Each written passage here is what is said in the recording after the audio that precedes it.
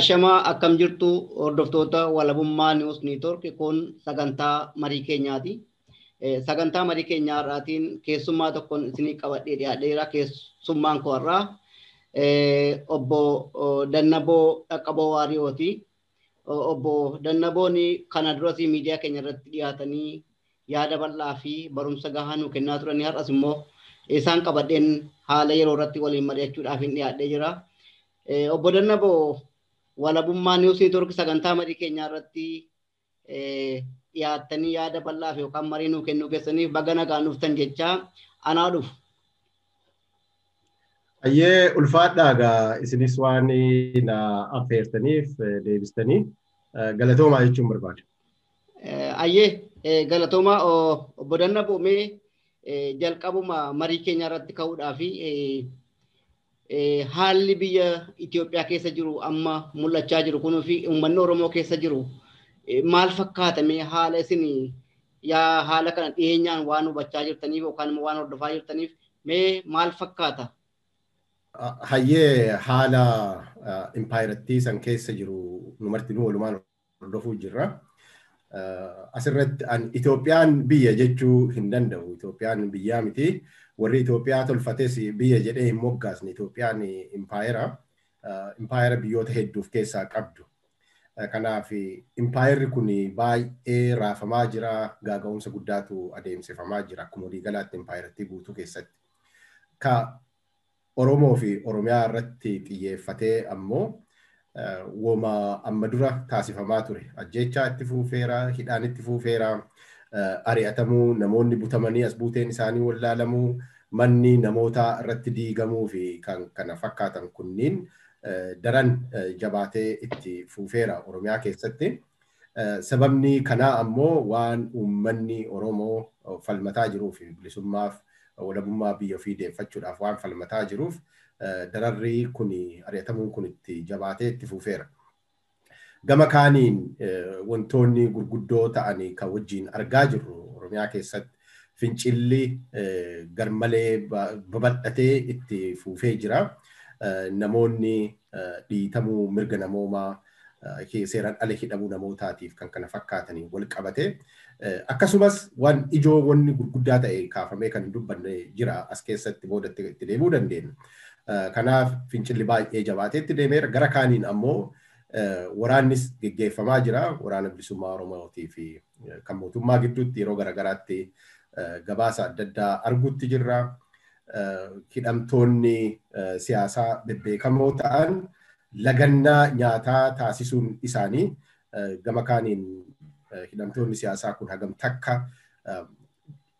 nuffii qaban wanti kuni dararama saba keenyaa arguutti gama yeroo hunda ilaalaa jiraachuurra du'uullee nu wayya jedhanii murtii akkasii ofirratti murteeffatanii impaayirattiin raafamuutti jirti jechuudha. Kanniin walitti qabne booda tariitii yeroo fudhannee keessa deebinee ilaaluu dandeenya. Gama biyya Oromoo yookaan Oromiyaatiin ka ilaalamaa jiru kana akkuma kanaan dura godhaa turan namoonni ijoolleen hiriira nagaa yeroo ba'an rasaasatti roobsisu kuni waanuma oppiidiyoon gudeeda diinaa keessaa baate sun ammas maqaa jijjiirrattee maqaa bilisiginnaatiin itti fuuftee kanuma ka godhaa jiran. Gama kaaniin ammoo tariitii wal bira qabnee ilaaluun nurra jiru jedhee yaadu naannoo kaaba impaayirattiitti waan deemamaa jiru waliin quba qabna. Sani jarri waan qawwee qabanii fi qawween isaanii sirriitti waan dubbachuu jiruu fi addunyaalleen ijarra kaawwatee kan gama kaabaa kana sirriitti gabaasaa jiran. Nama 50,000 ol namoota nagaa ta'antu ajjeefamanii biyya Tigraay keessatti jechuu kiyya kan hedduun baqataniiranii lammiin biyyattii sanii kan biyya Tigraay persentii 90 kan ta'u jechuun hin danda'ama. Fiigariin yookaan lakkoofsa garagaraatu kan maqaa dhaamu beelaaf saaxilameera ka jedhu sagalee baay'eetu dhageessifamuu jira. Akkasumas biyyoota alaa keessattis hiriirri nagaa baay'een kan Oromoos kan warra Tigraayis taasifamuu jira. Taateewwan ta'amaa jiranii kanniini kaawwan ammoo wantoonni amma maqaasii dhaye kunniin wantoota impaayirattii keessatti ta'amaa jiran. yakki impaayirattiin kun ittiin ijaaramte ammoo waan biraa hafuu miti. Biyyoota ollaa waliinis waan jiru argaa jirra. Eertiraan daangaa impaayirattii cabsitee seentee afeerrama mootummaa warra shororkeessaa bilisiginnaa kanaan Tigraay keessatti maal akka godhaaran dhagaatti jirra. Gama kaaniin Sudaan daangaan jiramoo hin jiru boodatti deebina. Garuu Sudaanilleen gara kiiloomeetira 50 moo akkas ka jedhamu seenanii lafa qabataniiranii isaan wanni isaan jedhaa jiran lafti kun kennaa ammaan dura nurraa fudhatame kanaaf lafa kenna deebifannaa ka jedhu isaan qabatanii jiranii gama dhihaatiin santu jira. Gara kaaniin ammoo wantoonni kunniin dhodhowaa wantooti deemaaran waan hedduudha wanni impaayirattii kana raasaa jiru. Gama Keenyaatiin yoo fudhannee Keenyaa fi impaayirattiin hagamta akka walitti gaarrifataa jiran arguu jirra. Yeroon itti walitti bu'uinsi uumame jira. Loltoonni Itoophiyaa, impaayira Itoophiyaa loltoota Keenyaa akka waraananiiran miidiyaalee idil-addunyaatiin gabaafameera. Kallattiidhaan alatti yoo haa ta'u malee. Kanaaf gamasiin santuuta Amaaraa kaabaanis, kibbaanis, bahaa fi dhihaanis wanti impaayirattii kanatti naanna'ee jiru kan impaayira tana du'uushii saffisiisu fakkaata wanni qabatamaan ta'amu jiru. Egaa kanniin yoo yeroo qabaanne maaliif wantoonni keessaan ta'amaaran kunniin garamitti deemanii kan impaayira alaan ta'amaa jiran kunniin immoo achii dhufti isaa maal inni maal irraa madde Sudaan maaliif lafa kana kileem godhaa jirti. Eritrean maaliif haala kana keessa seente walitti bu'iinsi Keenyaa fi impaayirattii jidduu jiru garamitti deemuu mala. Kan biroo ammoo kan nuti hanga ammaatti hin argines hedduu jira. Uumama impaayirattiitiin wal qabatee wantoonni dhodhoowuudhaaf deemanii hedduutu jira waan ta'eef achi kanniin keessatti akka waa'ee Oromoodhaa kan ilaaluun nurra jiru jedhee yaada.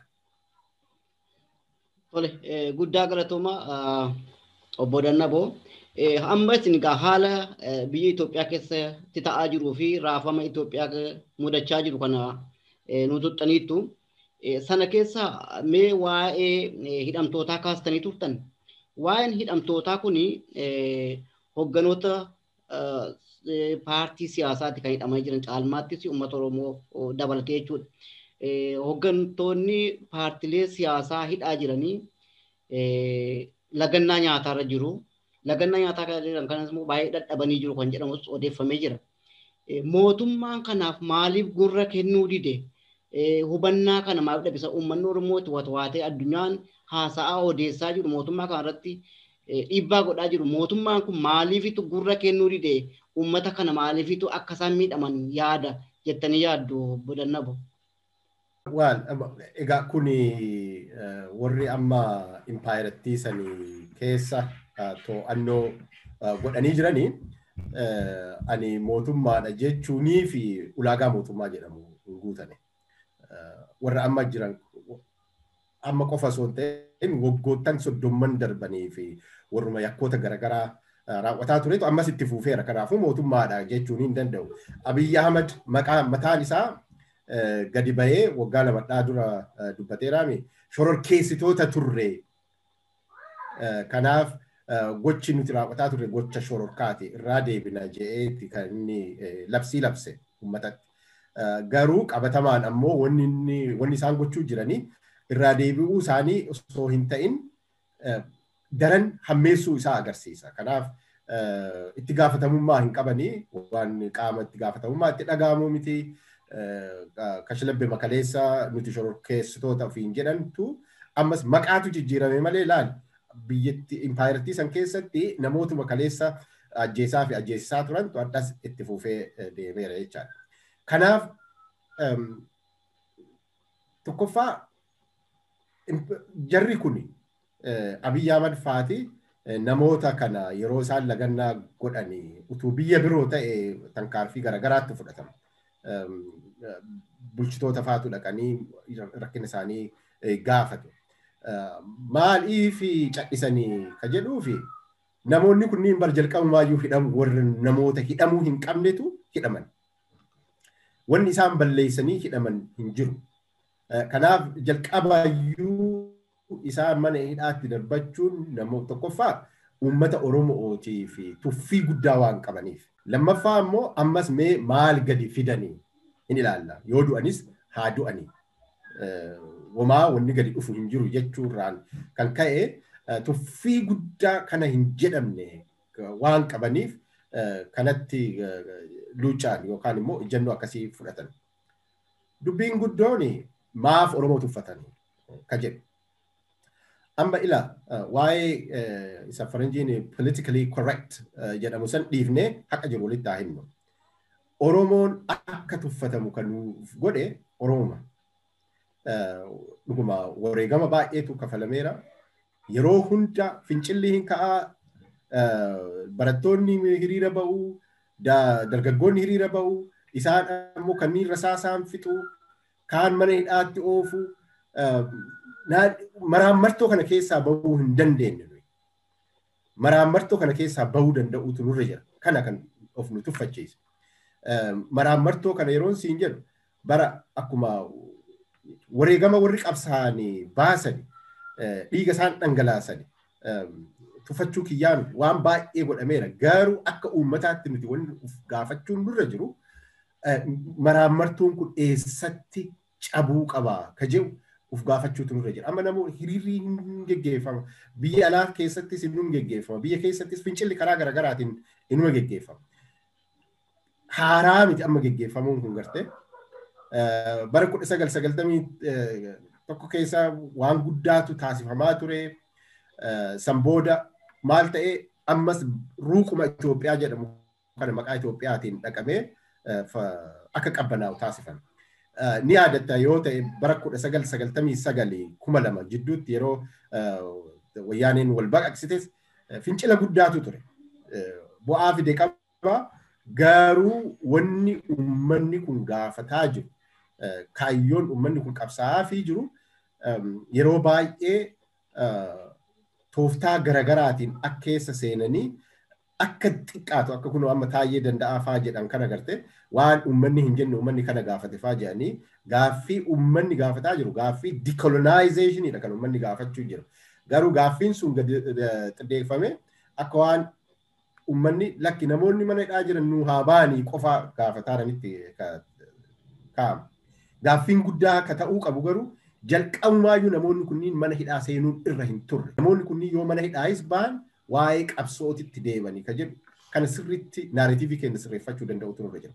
Baroota 2005 yoo ilaalle ka'as dhiyoo bara 2014 haga bara 2018 keessatti yoo ilaalle fincila baay'ee guddaa ta'e ka sadarkaa Afrikaatti qofa osoo hin ta'in sadarkaa addunyaatti iyyuu moodelii fincila karaa nagaa jedhamuu danda'u guddaan godhame boodarra wanni ta'ame maali?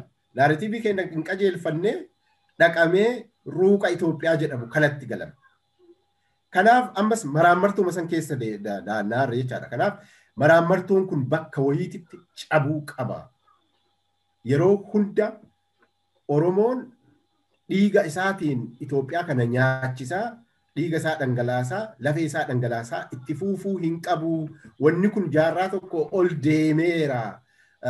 Kanaaf bakka tokkotti dhaabbachuu qaba. Maraammartuun kun bakka tokkotti cabuu qaba jedhee uummanni wal gaafachuutu jalqabuu qaba jedhee yaadaan. Afaan ifa ta'een ibsuudhaaf kana. Ilaalaal namuu waan danda'ameef raawwachuu jira. Ka hiriira nagaa ba'u hiriira nagaa ba'aa jira. Ka fincila karaa garagaraa taasisu fincila garagaraa taasisuu jira. Amma sagalee garagaraa waan hin dhaga'uufiin jechaa jira. Inni waraana qabatee kufee kuffisaarus kufee kuffisaa jira. Kan warri diyaasporaa jiranis gama garagaraatiin karaa nagaatiin dippiloomaasiitiin loobii gochuun kunniin hundumtu sirriidha. Garuu ka maraammartoo kana cabsuuf uummanni nuyi Oromoon naaratiivii keenya qajeelfachuu danda'utu nurra jira. Dhuguma tokkoffaa uummanni Oromoo waan gaafataa eenyuun irraayyuu waa gaafataa hin jiru.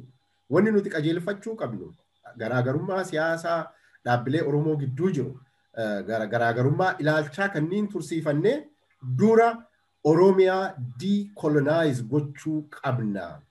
Sagaleen jedhu sirriitti ifee mudhataa hin jiru. Kanaaf kaayyoon guddichi ka uummanni itti fincilaa jiru kun sirriitti aniifati ni beekna namoonni hedduun ni beekanii garuu namni hundumtuu hin beeku garte. Kanaaf namni sodaan ani qabu amma fincilaa amma jiru kana dhaamsuudhaaf akkuma amma dura godhan uummata biyya ofii gaafataa jiru namoota muraasa marmalaataa afaan dibanii yookaan damma afaan dibanii cal'isiisuu deemu. Bara Junaddii Saaddoollee sanuma godhe. Bara 2018 illee sanuma barkan godhan. Kana deebii kana ni deebisnaa jaanii namoota sadarkaa kanatti waan akkasii raawwachuu danda'u jennee nuti hin yaanne waan hin taane raawwachiisanii kunoo square waan itti deebinee dhufne jechaadha. Kanaaf silaa akka sabaatti wanni nuti barbaannu galmii keenya kana laal Oromiyaa decolonize gochuudha galmii keenya. Ergasii booda biyya keenya igideeffanne Oromiyaa ergideeffanne booda sani garaagarummaa nu jidduu jirtu mana keenya akkamitti ansaaddannaa booda itti deebinaa akka jiru suni sirriitti amma bold ta'ee bahee mul'achuudha qaba. Kanaaf maraammartuu kana keessa haalli itti baanu marii san jalqabuunis baay'ee barbaachisaadha jedhee yaada. Wanni nama jedhu jiru kun waan an qofaan yaadu osoo hin ta'in waan namoonni baay'een yaadan waan ta'eef kanaaf gamaagamni ani qabu gama kan sanii kana. Kanaaf gabaabumatti tuffii guddaa nurraa qaba mootummaan. Kanaaf hidhamtoonni siyaasaa namoonni kunniin bara tokko tokko namoota jara amma aangoorra jiran kanaaf oolmaa guddaa oolan. Warra oolmaa guddaa oolaniif isaaniif qofa osoo hin ta'in impaayera Itoophiyaa jedhamtu kun bara 2018 2014 2018 jidduutti wanti taasifame kufuu geettee turte bara impaayerattiin cabxee baduu geettee turte. Eenyu ka impaayerattii san qabee kunuunsee hambise.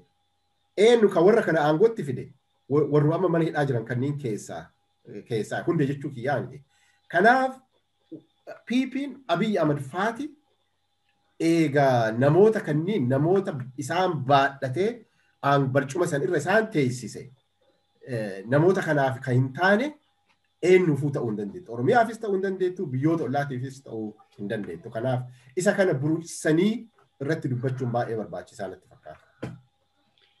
Mee obbo Dannaboo haalli hidhamtoota siyaasaa amma nyaata lagataa jiran kuni sadarkaa yaaddessaarra gahee jira. Keessumaa gareen immoo mana yaalaallee seenanii jiru. Akka carraa abbootiin amantootaatii fi bakka bu'aan dhaabotaallee yookaan immoo itti gaafatamaan dhaabotaa obbo Daawud Ibsaa dhaqanii hubatanii miidiyaadhaaf yaada kennaniiru. Haala isaan irra jiran jechuudha. Mootummaan kana maaliif keessummeessuu dhiise? Amma yeroo dhaqanii isaan gaafatanii nuti mootummaa kanaa mootummaa Oromooti jennee lubbuu qeerroo meeqaan itti wareegamee sadarkaa kanaan isaan ga'ee barcuma jalatti qabnee akka isaan har'a ga'an geessifne. Garuu mootummaan kun maaliifitu badii tokko malee mana hidhaatti nu idaarsaa jira jedhanii gaaffii gaafatan. Gaaffii isaanii kanaaf deebiin kennamee hin jiru. Mootummaan kun maaliifitu cal jedhee mataa jabaateetu paartilee siyaasaa kanaa yookaan hooggantoota paartilee kana hidhaatti dararaa jira. Dabaleeyyuu immoo irratti ammas qabee hidhaa jira. Kana irratti akka nama xiinxala siyaasaa tokkootti isin maal jettume? Asirratti gaaffii deebii bal'aa fi deebii gabaabaa kennuun ni danda'ama. Bal'aa irraa yoo kaane itti gaafatamummaa dhabuun jeequmsi seeraan ala nama hidhuun seeraan ala nama ajjeesuun as buutee namoota dhabamsiisuun qeerraa buqqisuuf dararaan kunniin waanuma Itoophiyaan ittiin ulfeeffamtee Itoophiyaan ittiin ijaaramtee Itoophiyaan ittiin eegamtee har'a geette waan ta'eef gara gabaabsinee immoo ni deebisna yoo jenne warra amma impaayerattii saniin bulchina jedhaa jirutti xiyyeeffannee maaliif cadhisanii maaliif gurratti kennuu didanii maaliif dimaand uummanni namoonni mana hidhaa keessa jiran kunniin taasisu jiran waan isaan sababa isaan lagannaa nyaataatti seenanii fi maa gurratti kennuu didanii ka jedhuu fi gabaabumatti waan Oromoo tuffataniif waan Oromoo jibbaniif ibsa baay'ee kanaa ol ta'e itti kennuun barbaachisaa illee miti. Maaliifan kana jedha? Waan Oromoo jibbaniif yeroo jedhu namoonni kunniin akkuma duratti dubbatame namoota silaa warra amma Opiidiyoo kaleessaa warra amma biltsiginnaa taatee impaayirattii kana siifachi oofaa jirtu. Tokkoffaa impaayirattii massanuu bittinfamuu irraa warra hambise. Wareegama guddaa kafalaniiti jechuudha. Wareegama guddaa yeroon siin jedhu haga sadarkaa uummata ofii dabarsanii diinatti kennuu gaameeti. Isa kana namoota mana jiran keessaa yeroo tokko ifaan ifatti miidiyaa irratti yeroo dubbatu dhageetteetta yoo ta'e nuyi jara kanaaf maal hin goone maal hin dhiifne isaaniif jecha maanguddoota keenya warra dararamaa jiru faa arrabsine isaaniif jecha wanumti nuti hin dhiifne maali jedhanii faa warra dubbataa turan. Dhuguma ammoo namoonni kunniin hoggantoonni amma mana keessatti lagannaa nyaataatiin miidhamaa jiran kunniin warra Itoophiyaa bittinfamuu irraa hambise qofa osoo hin ta'in warra amma Taayyee Danda'aa kan isaanitti bulgaafatu warra Abiyyi Ahmad faa warra baadhatee masaraa mootummaa Habashaa san seensise jechuun ni danda'ama. Lafee qeerrootiin. In return warri kun maal argatan? Wanni isaan argatan billaa duddatti kaawamu isa faranjiin stab in the back jettu. Harka isaan nyaachise, harka isaan baadhatee achi geesse, sammuu isaan baadhatee masaraa mootummaa seensise san mana hidhaatti darbachuun isaanii waan badii tokko. Yeroo isaan lagannaa nyaataa godhan ammoo itti gaafatamummaa mootummaa irraa eegamu bahuu dhiisuun daranuu jaba. Kun waan uummata Oromoo tuffatanii. Gabaabumatti Oromoo mee maal fida jechuuf.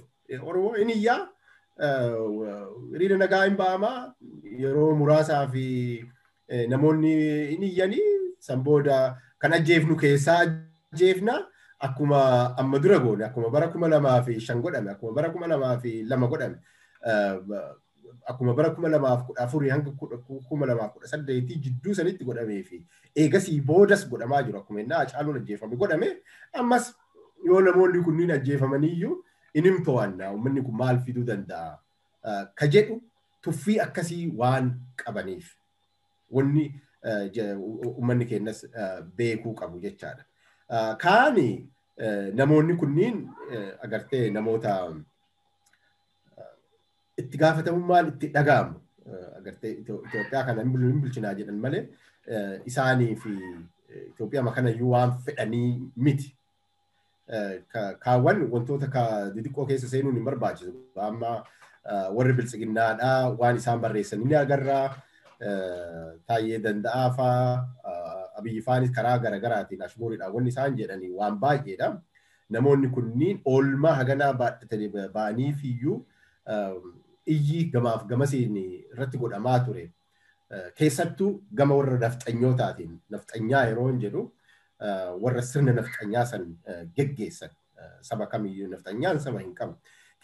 Isaaniif gombifamuu isaanii agarsiisa. Abiyyi faati warra jalqabumaayyuu jara kana hidhuun nama duddatti mataatti isaan baadhatee masaraa isaa mootummaa san keessa isaan seensise faa mana hidhaatti darbachuun takka nafxanyaaf akka jilbiiffatanii jiran hagam takka minilikiif akka jilbiiffatanii jiran agarsiisa. Ammas isaan waan sodaataniif ekeraa isaaniis waan sodaataniif tuffii guddaa uummata Oromootitti agarsiisanii jiranii. Ka jedhu akka xiinxala kanaan ala ta'e faaktiidha kun wanta ilaalcha dhuunfaatiifis subject ta'uu miti. Mee obbo Dannaboo yaada akka nama siyaasaa tokkotti yookaan immoo hubannaa xiinxala siyaasaa tokkotti gaaffiin ani isiniif qabu biyya Oromiyaa keessatti jeequmsa guddaatu jira yookaan hiriira guddaatu jira jibbiinsa mootummaa kanaatiif. Ittaansuudhaan waraanni bilisummaa Oromoo bakka hunda dhuunfatee jira. Akka isaan himaa jiranitti keessumaa dhiyaa Wallaggaa, Bahaa Wallaggaa arfaniyyuu to'annoo mootummaatii ala. irra darbee giddu galeessas seenee jira jechuudha. Akkasuma Gujiidhaaf Boorana keessattis mootummaan lafni to'atu hundumaa harkaa fudhatamee gara waboo jala ga'ee jechuudha. Kanaaf itti dabaluudhaan lolli karaa bahaa deemaa jiru immoo dhaawata hin qabu yookaan immoo lolli kun dhaabbii hin qabu jedhanii keessa beektonni haasaa jiru miidiyoonni garaagaraas dabarsaa jiru jechuudha. Ittaan suni gara Sudaanis akkuma isin dubbattanii lafa keenya qabanii jettee Sudaan Itoophiyaa seentee lafuma dubbatte sanarra yookaan keenya sanarra dabartee kiiloomeetira 17 keessa seentee jirti jedhama. Egaa mootummaan kun haala hudhamaa kana keessa galee jira waan ta'eef uummanni kun asiin immoo jibbiinsa irraa waan qabuuf maaliifitu biyya kana tasgabbeessuu dadhaba maaliif gariin itti deemu akkamitti itti yaaddu akka nama xiinxala siyaasaa tokkottis.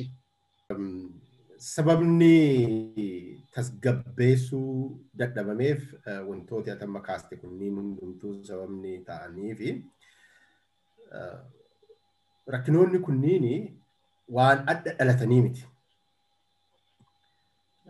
Waan haala uumama akkaataa impaayerri Itoophiyaa jedhamtu kun ittiin ulfooyfamte akkaataa isiin ittiin dhalattee fi akkaataa isiin ittiin ijaaramtee fi ittiin eegamtee yoo nageettee wal qabata. Ijaarama impaayerattii kanaa keessatti yakka gurguddaatu hojjetameera. Yakka gurguddaa hojjetamee darbame qofa osoo hin ta'in warri impaayera tana ijaare Minilik faani boombii isa amma maal jedhamu warri faranjiidhaa kan ticking time bomb waan jedhamu. Santu awwaalameera ganaa hin agarreeyyu wanni amma ta'amu jiru waan xixiqqoodha inni nu argaa jirru. Boombiiwwan Minilik faa awwaalanii wal bira qabamee jechaadha. Yakka yeroo saniin hojjetame wal bira qabameeti. Kanaaf Itoophiyaan tun jeequmsaan ijaaramte, sobaan ijaaramte, Afrikaa guutuu gurgurachuudhaan kan ijaaramte. Kanaaf wanta amma yakka yeroo dheeraaf akkasitti ukkaamamee taa'e kanatu asiifachitti dhodhowutti jira. Agartee? Amma fakkeenyaaf kan Sudaan fudhu kan biyyoota alaarraa si haa eegalu. Kan Sudaan yoo fudhatte Sudaan lafa kiyyaan qabadhe jedhaatti bara kiiloomeetira 50 seenteetti jedhan. Effectively Gondariin walakkaa qabatteetti jechaadha.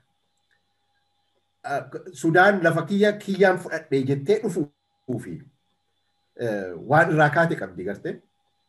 Itoophiyaan ammoo lafti kun keetii miti jechuudhaafis waan isii danqutu jira.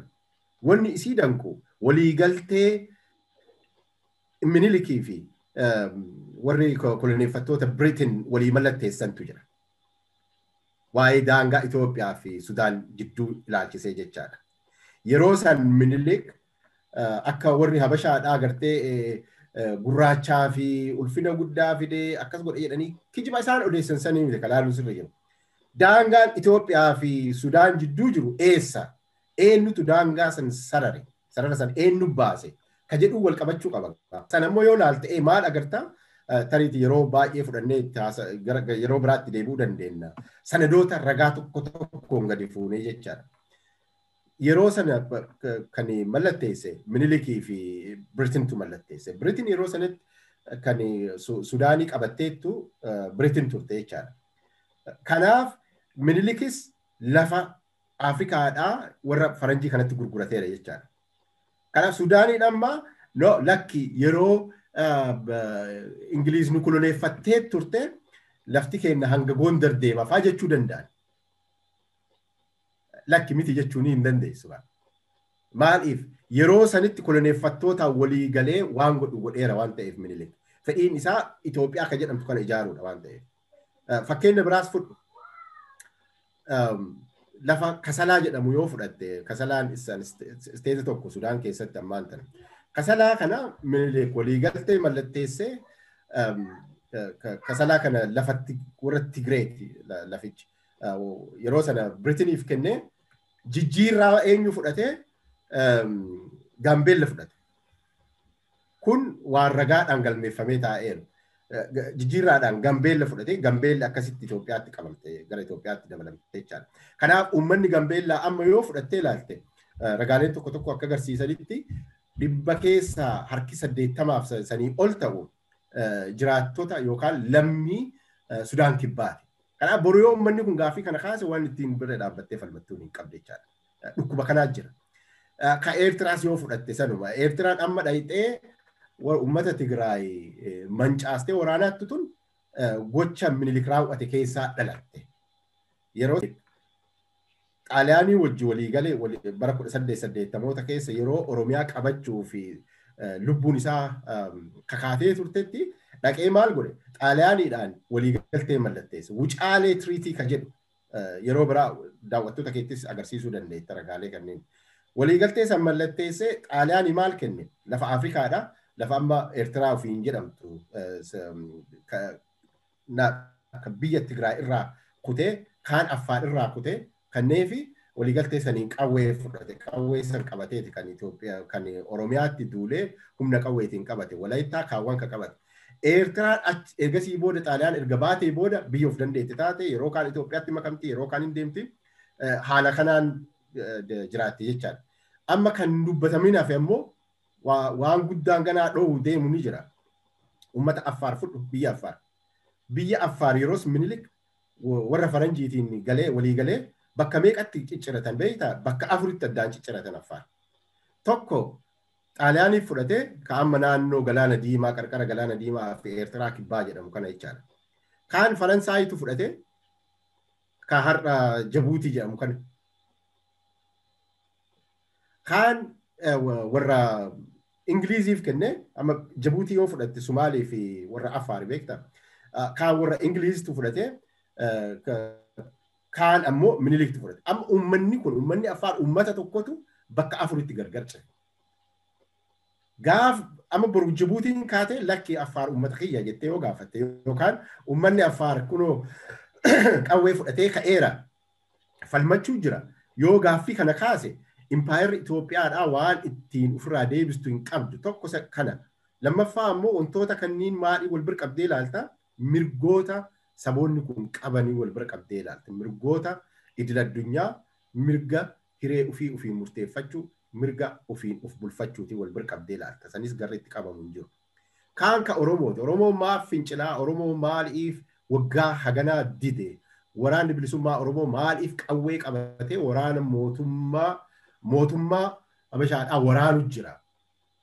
Ka jedhu yoo laalle Oromiyaan biyya uf dandeette biyya sirna mootummaa mataa isii qabdu biyya ofiin of bulchaa turte biyya duudhaa fi seenaa Afrikaa guutuu fi fakkeenya ta'uu danda'u qabdutu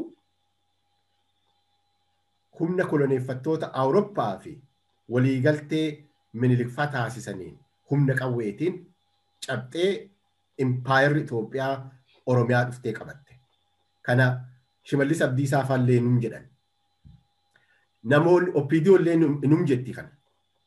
Garuu bakki silaa itti wal hanquun dhufte dhaabbilee siyaasaa kennas dabalatee eega akkas taate biyyi humna qawweetiin qabamte deebii ka ta'uu malu birmadummaa santu deebi'uu qaba.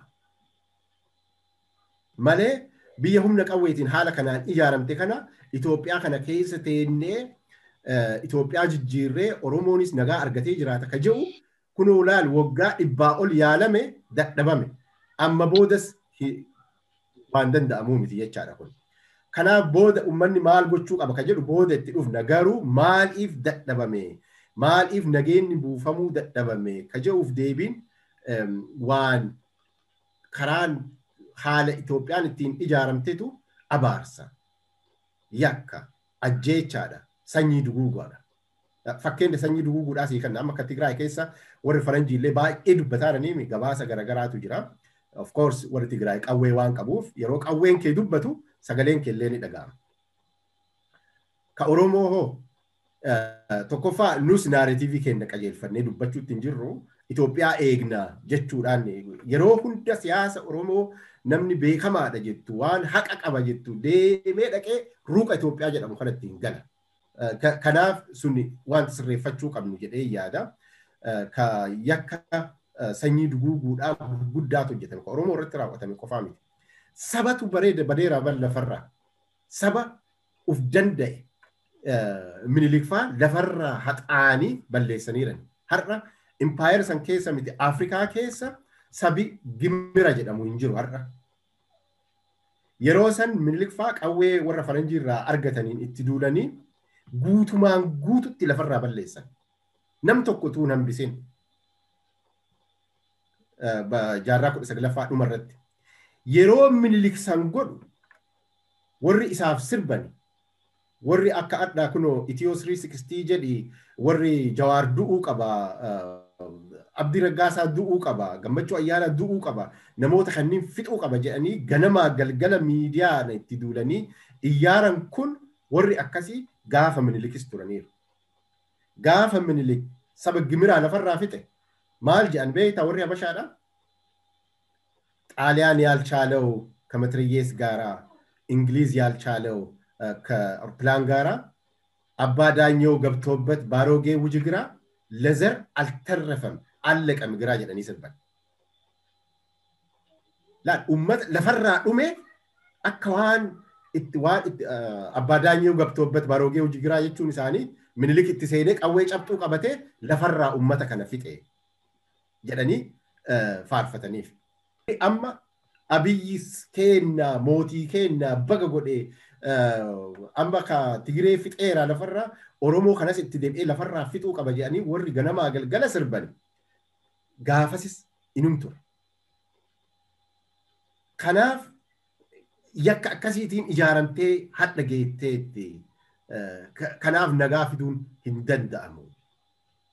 Eeguma warri namoota silaa Itoophiyaa kana du'arraa hambisan namoota keenya jechuu hiyya. Egaa mana hidhaatti darbatamanii mana hidhaa keessatti lagannaa nyaataa godhanii haa du'anii maal gadi fidanii jedhanii Oromoon amma booda Itoophiyaan biyya kiyya jedhee dubbatu yoo jiraate ani uf goyoomsa jedhee yaada. Of course wanni akkasii hin jiru san booda itti deebina. Kanaaf nagaan hin dhufne ammas kana boodas haala amma jirtuun impaayertuun itti fuufa yoo jette akkuma kanaatti wal fixaati ka deemamu jechaadha. Kaawwan kasilaa kan hagammaatti ilaalletu jira. Fakkeenyaaf walitti gaarreeffannaan Keenyaa wajjin jiru jira. Biyya Masrii yoo fudhatte bishaan Abbayyaa tuquu hin dandeessan jette bishaan Naayil kan ammoo yoo fudhatte persentii 80 kan ta'u 75 haga 85 kan ta'u laggeen Oromiyaa irraa dhaqa. Yaa laggeen Oromiyaa akka dhidheessaa fa'aa daabboos fa'aa kanneen irraa dhaqa. Minilik dhaqee maal godhe? Waliigaltee mallatteessee Ingiliiz hojii mallatteessee eenyuyyuu bishaan kanatti akka hin fayyadamne jedhee mallatteesse. Har'a biyyi Masriidhaa waliigaltee san qabatteeti bara 1902 treaty isa qabatteeti kan falmachuu jirtu. Dhukkuba kana fa'aa jira. Kana jechuun Oromiyaan boruu silaa Oromiyaan hadha kaatee biyya taate waliigalteen sun invalidated ta'a. Maaliif waliigaltee san kan mallatteesse koloneeffattoota lamaanii waan ta'eef Oromiyaan ani hin beeku kana jechuu dandeesse jechaadha. Guddaa galatoomaa yeroon keenyas gara xumuraa deemaa jira. Mee haala kana hundumaa kaafneerra waliinis haasofneerra waan ta'uu hundumaa rakkina biyya Itoophiyaa keessatti mudachaa jiru haasofneerra.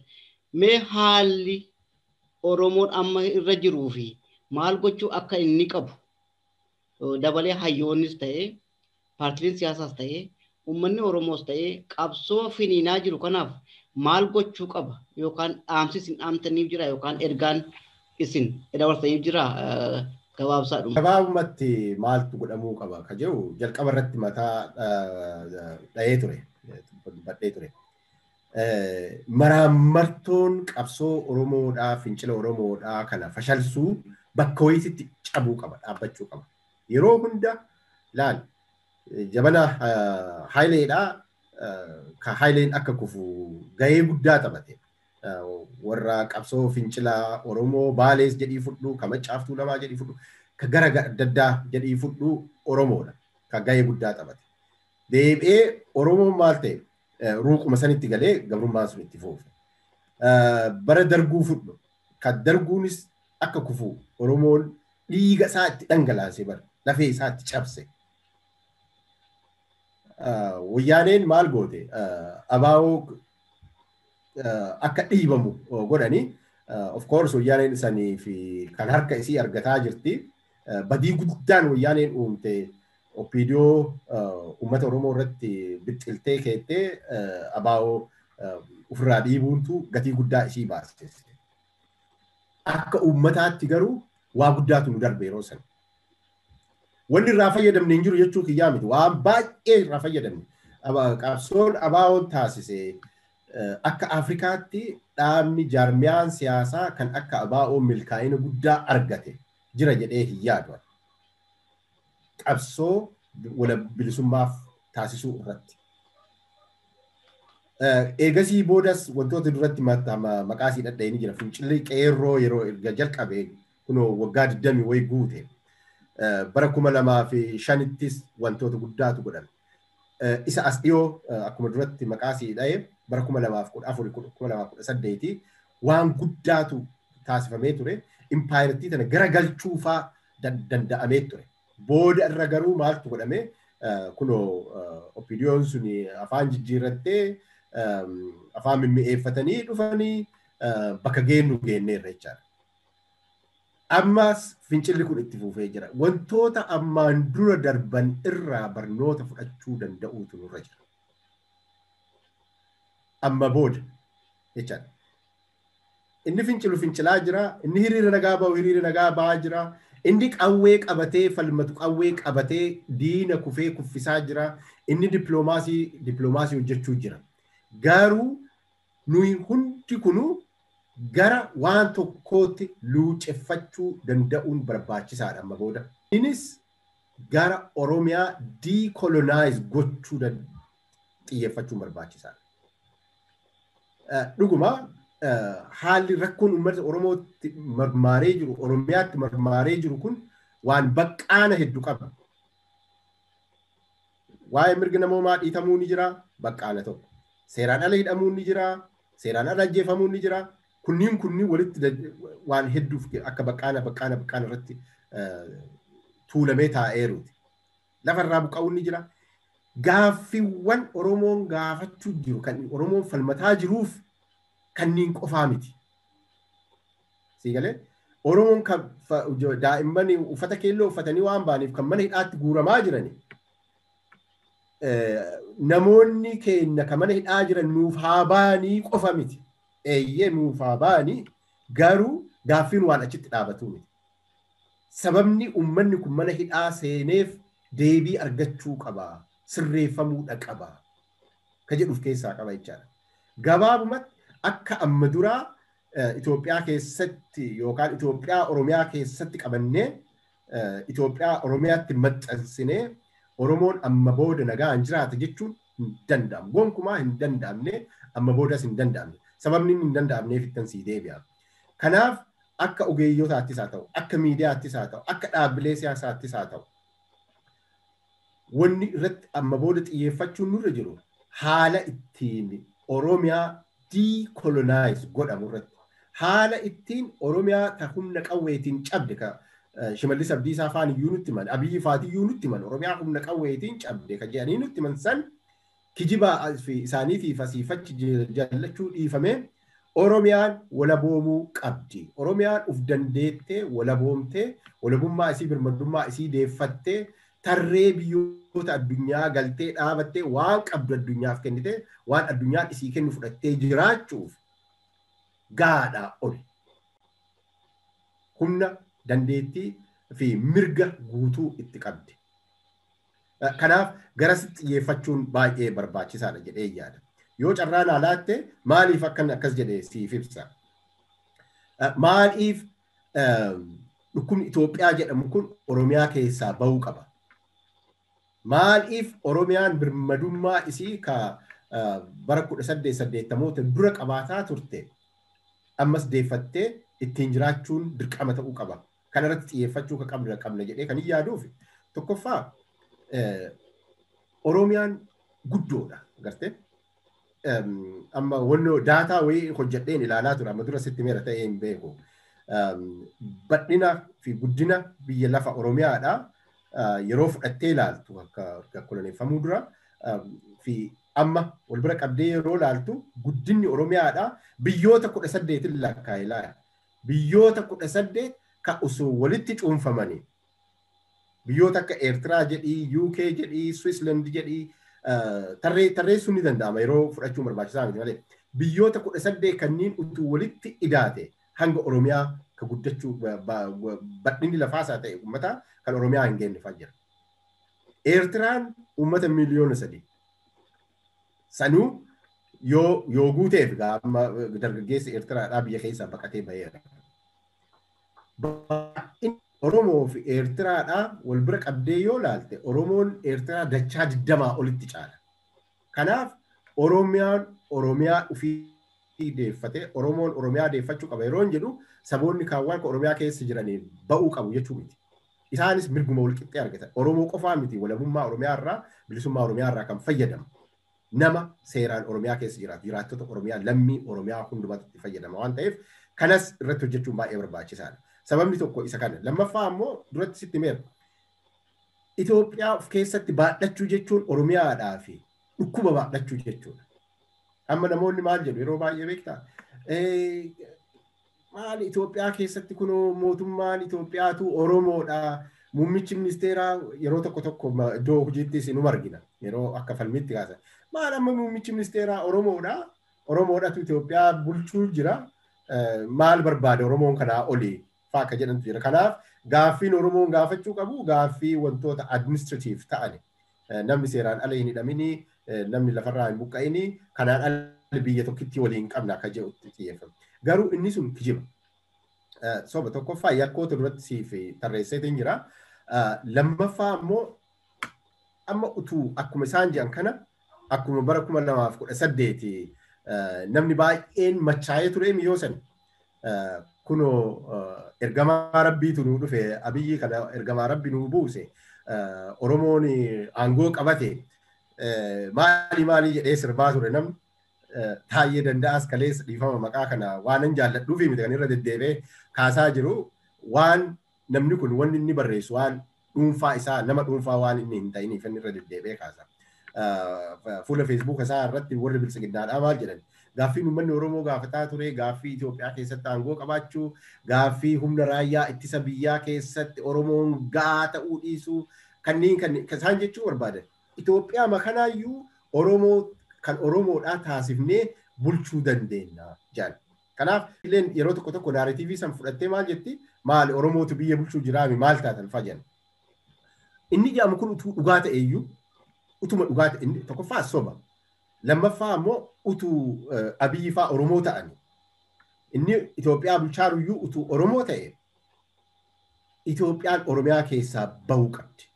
Sababiin isaa Itoophiyaan mallattoo salphina saba gurraachaati. Kan Afrikaa qofaa miti kan saba gurraachaati. Ragaa yoo na gaafate abbaan na gaafate ragaa hedduu dhiyeessuu ni danda'ama. Uummatni amma Ameerikaas ta'e ardiiwwan kan hundumaa keessatti fashalee jiru bittinfamee jiru akka garbaatti kan gurguramu akka takka taasisan keessaa adda durummaadhaan kan lakkaa'aman mootota Itoophiyaati.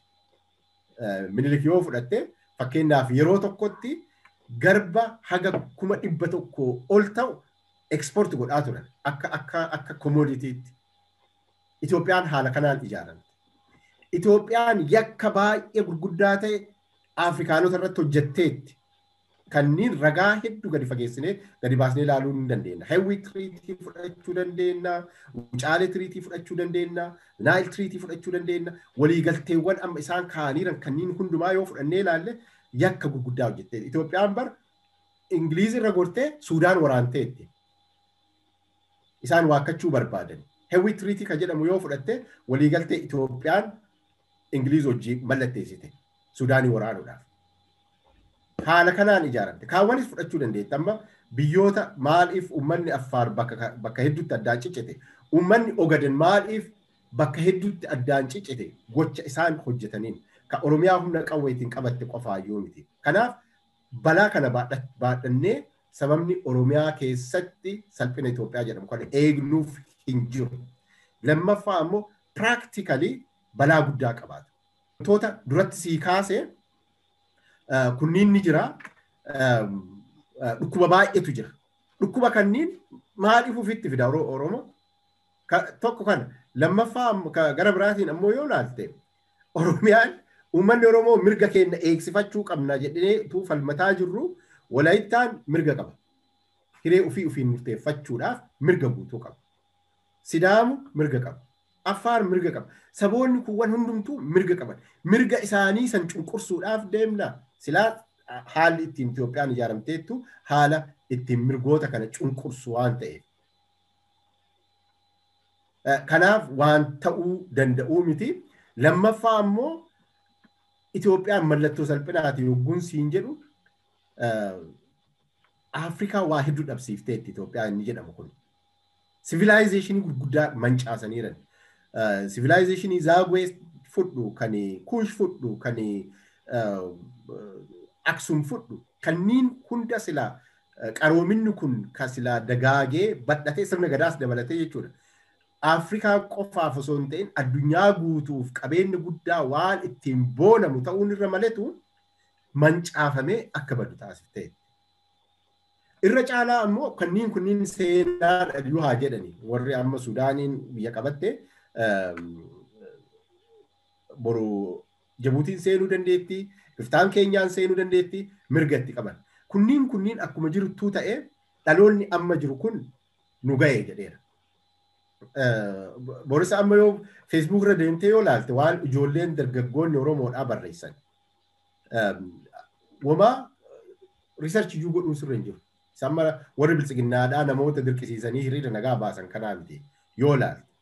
Qabatamaan ammoo London keessatti ijoollee daa'imman dargaggootatu imbaasii Itoophiyaa deemee alaabaa gadi buuse. Alaabaa impaayerattii sanii hin barbaannu jedhee. Alaabaa Oromoo fannisachitti. Ergaa guddaa dabarsa inni. Uummanni keenya kan hidhamaa jiru nuuf haa ba'uu qofaa miti. Itoophiyaa inni jedhamu kuniyyuu Oromiyaa keessa haa ba'u jechuu isaaniiti. Jarmanittis wanni taasifameeru kana. Kanaaf nageenyi waaraan akka dhufu yoo barbaadan, impaayerattii san qofaa keessatti iyyuu miti akkuma waliigalaatti naannoo gaanfa Afrikaa sanitti wantoonni kunniin keessa deemamee ilaalamuu qaba. Oromoon garuu eenyuun irraayyuu deebii argachuu hin qabu. Falmataa jira, dhiiga isaa dhangalaasaa jira.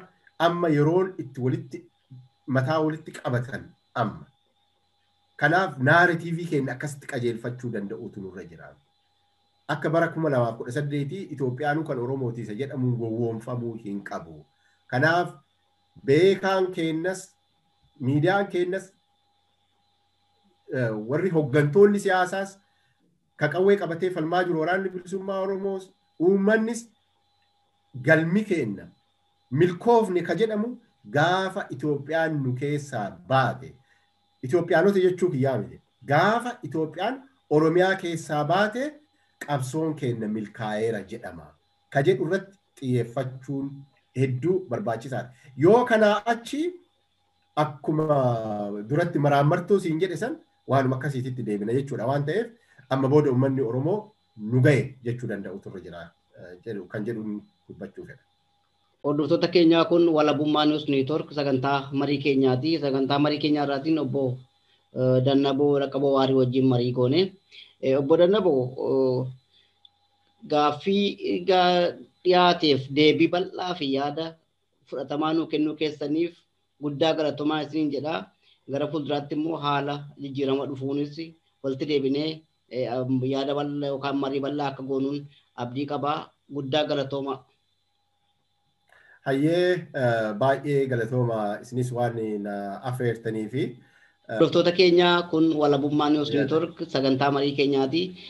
Marii keenyaarraa obbo Dannaboo waliin hin goone kanumaan xumurraa nagaa. Finfinnee News Network. Finfinnee News Network. Finfinnee News Networkiin aadaa, afaan, aartii fi seenaa Oromoo dagaagsa. sagalee uummataa ta'uun Qabsoo Oromoo daran finiinsuuf miidiyaalee Oromoo karaa adda addaan qabsoo sabichaa utubaa jiran kanneen akka sagalee bilisummaa Oromoo, Gadaa Miidiyaa Neetwoork, Kaayyoo Maltiimiidiyaa, Se'ifan Belbaal, Egeree Niwus Neetwoork, Oromiyaa Ni'us Neetwoork, Voice of Independent Oromiyaa, Walabummaa Ni'us Neetwoorkii fi miidiyaa dhaddacha Oromoo, gaaddisa tokko jalatti gurmeessuun hojii eegaluufi Finfinneen handhuura Oromiyaati. Finfinnee Ni'us Neetwoorkiin argaa fi dhageettii uummataa ta'uun Bilisummaa fi walabummaa Oromoof Oromiyaaf hojjeta. miidiyaa uummataa Finfinnee Niwus Neetwoork deeggaruun sagalee uummataa ta'uun dirqama seenaa habaanu Finfinnee Niwus Neetwoork.